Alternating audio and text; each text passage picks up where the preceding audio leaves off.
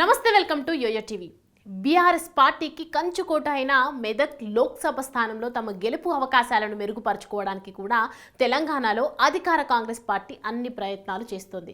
పటాన్ చెరువు నియోజకవర్గాన్ని 7,000 ఓట్ల తేడాతో బీఆర్ఎస్ పార్టీకి కోల్పోయిన కాంగ్రెస్ పార్టీ రాబోయే ఎన్నికల్లో ఎలాగైనా ప్రత్యర్థిపైన ఇక్కడ పైచేయి సాధించాలనే ఎత్తులు వేస్తోంది.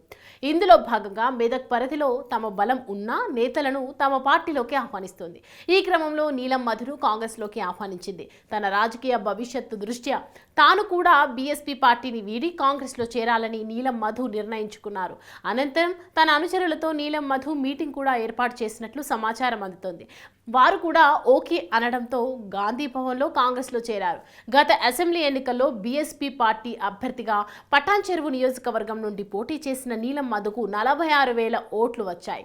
గత ఎన్నికల ముందు వరకు బీఆర్ఎస్ పార్టీలో ఉన్న నీలం మధు కాంగ్రెస్ టికెట్ ఆశిస్తూ పార్టీ జాతీయ అధ్యక్షుడు మల్లికార్జున ఖర్గే సమక్షంలో ఢిల్లీలో కాంగ్రెస్ పార్టీలో చేరారు.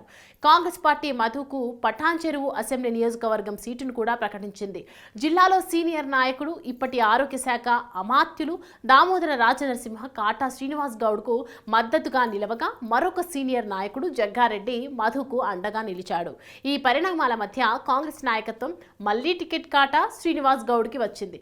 ఎలాగైనా ఎన్నికల్లో పోటీలో నిలవాలి అనే సంకల్పంతో మధు బీఎస్పీ నుండి ఎన్నికల బరిలో దిగాడు. కాటా శ్రీనివాస్ గౌడ్ బీఆర్ఎస్ అభ్యర్థి గూడెం మహిపాల్ రెడ్డి చేతిలో 7,000 ఓట్ల తేడాతో ఓటమి పాలయ్యారు.